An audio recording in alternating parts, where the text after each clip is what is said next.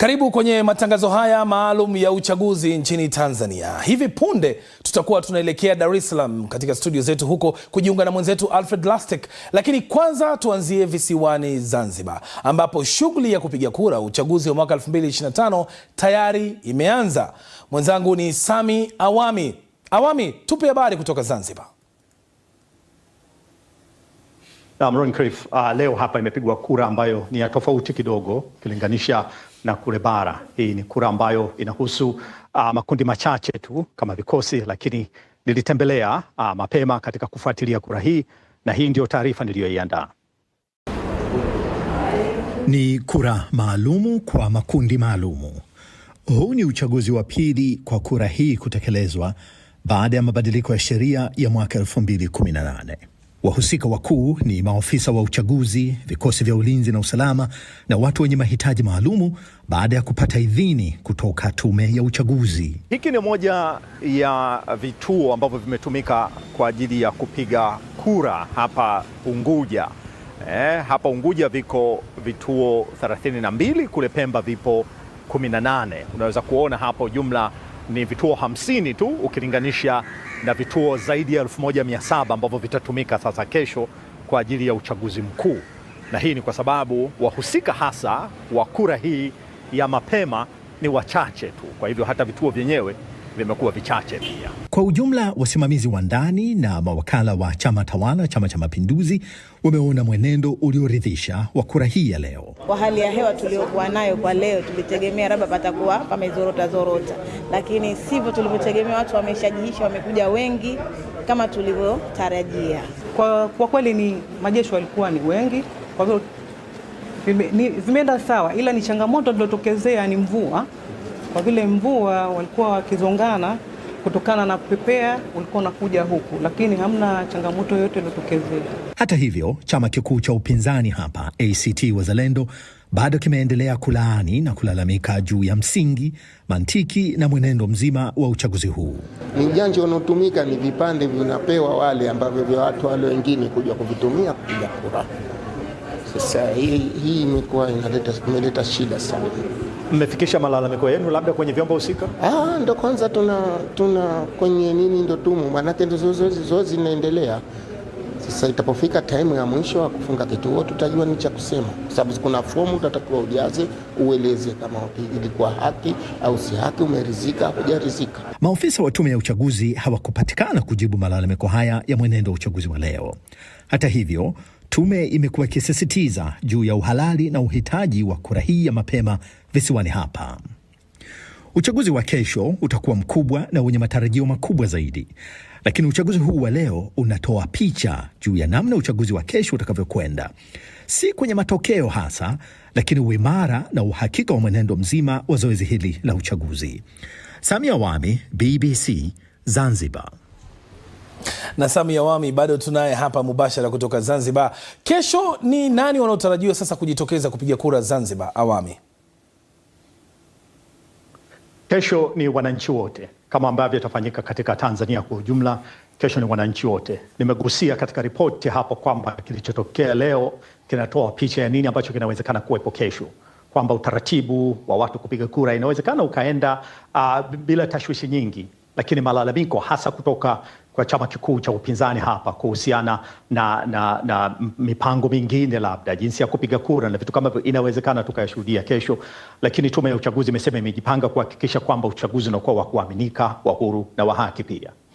Awami, mwaka 2020 watu 26 waliuawa katika visiwa vya Zanzibar baada ya vurugu kutokea wakati wa uchaguzi na baada ya uchaguzi. Hali kisiwani humo iko vipi unapolinganisha mwaka huu na 2020?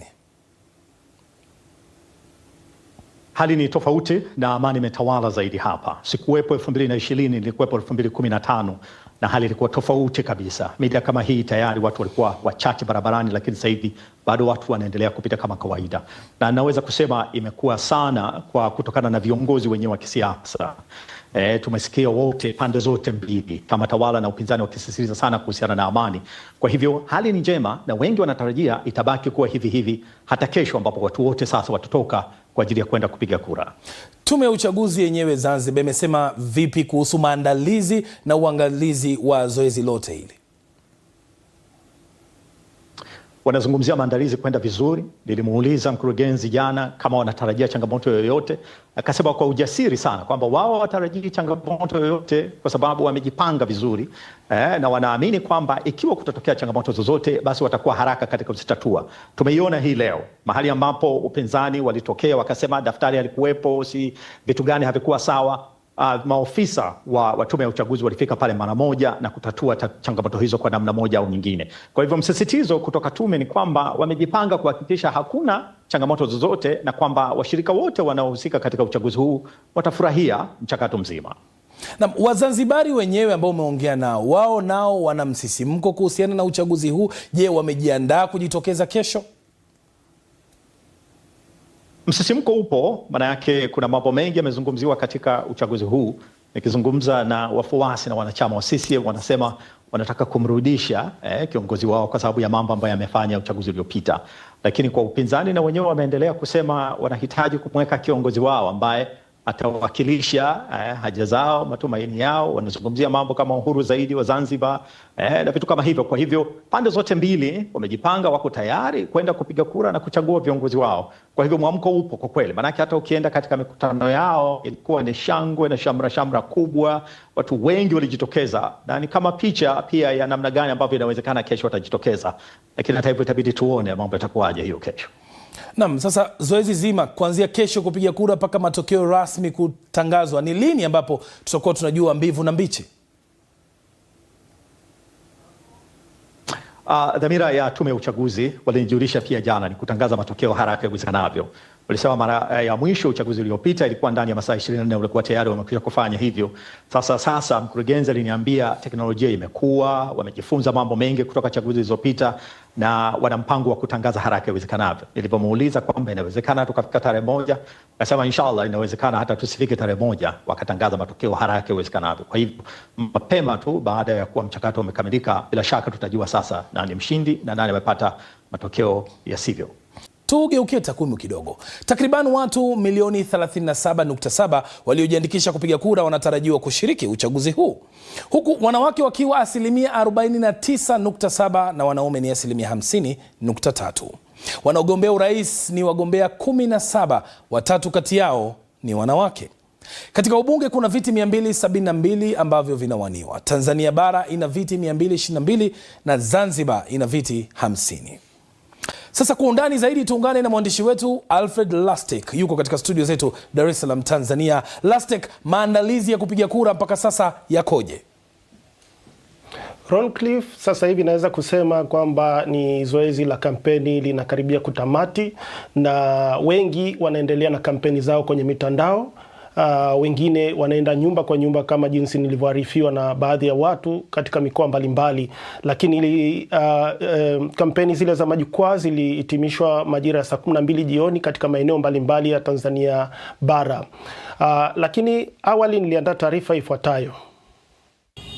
Baada ya siku 60 za wagombea wa nafasi mbalimbali kuuza sera zao kwa wananchi, sasa sanduku la kura linaenda kuamua. Ni uchaguzi unaotazamwa kwa sura mbalimbali. Kwanza, kwa mara ya kwanza katika historia ya siasa ya vyama vingi nchini Tanzania, wagombea urais wanawake 3 wamejitokeza kuwania nafasi ya juu ya kisiasa, huku chama tawala CCM kikiwa kama mwanzo wa historia kinamsimamisha mwanamke kupeperusha bendera ya chama chao kwenye nafasi ya urais. Kwa hiyo ni jambo zuri, naongeza hiyo hamasa, watu hawashtuki tena kuona mwanamke kwenye nchi hii anaomba urais. Lakini kwa wachambuzi wa siasa, uchaguzi huu wa mwaka huu unatazamwa kuwa ni uchaguzi uliokosa ushindani, kwani utakuwa uchaguzi mkuu wa kwanza kufanyika bila chama kikuu cha upinzani kushiriki. Chama cha Demokrasia na Maendeleo Chadema kimesusia kwa kusisitiza mabadiliko ya sheria ya uchaguzi. Hatuko tayari kwenda kwenye uchaguzi ambao tunajua mshindi tayari. Tumesema no reforms, no election, na hatuwezi kurudi nyuma. Kwa upande wa chama cha ACT, mgombea wake Luhaga Mpina ambaye alihamia chama hicho kutoka CCM alizuiwa kuwania kwa mapingamizi mbalimbali. Ladha ya uchaguzi kwa maana ya ule ushindani kuwa mkali baina ya pande hizi mbili kwa mwaka huu haupo. Nadhani hiyo ndo tofauti kubwa ukilinganisha na uchaguzi mwingine na zingine nyingi ambazo zimewahi kufanyika. Hatujawahi kuwa na uchaguzi ambao chama kikuu cha upinzani hakishiriki tangu tumeanza chaguzi za vyama vingi. Uchaguzi huu una wagombea urais kutoka vyama 17 tofauti. Rais atakayechaguliwa atakuwa na jukumu kubwa la kukabiliana na changamoto za kupanda kwa gharama za maisha, ukosefu wa ajira, matukio ya utekaji na kupambana na ufisadi. Ni matarajio yangu viongozi watakaochaguliwa ngazi ya diwani, bunge na hata rais wana kazi kubwa sana ya kufanya katika kushughulika na changamoto za vijana, na ziko nyingi sana, ikiwemo masuala ya ukosefu wa ajira. Tunafahamu ni tatizo la dunia nzima, lakini tunachohitaji sio kuelezwa matatizo, ni ubunifu. Katika kipindi chenye changamoto kubwa za kama vile ukosefu wa ajira viongozi wanakuja na ubunifu gani ili kuweza kukabiliana hizo changamoto? Zaidi ya wananchi milioni 37 wamejiandikisha kupiga kura kutoka Zanzibar na Tanzania bara. Wengi wao ni vijana. Lakini swali ni je, idadi ya wapiga kura itaongezeka au kupungua?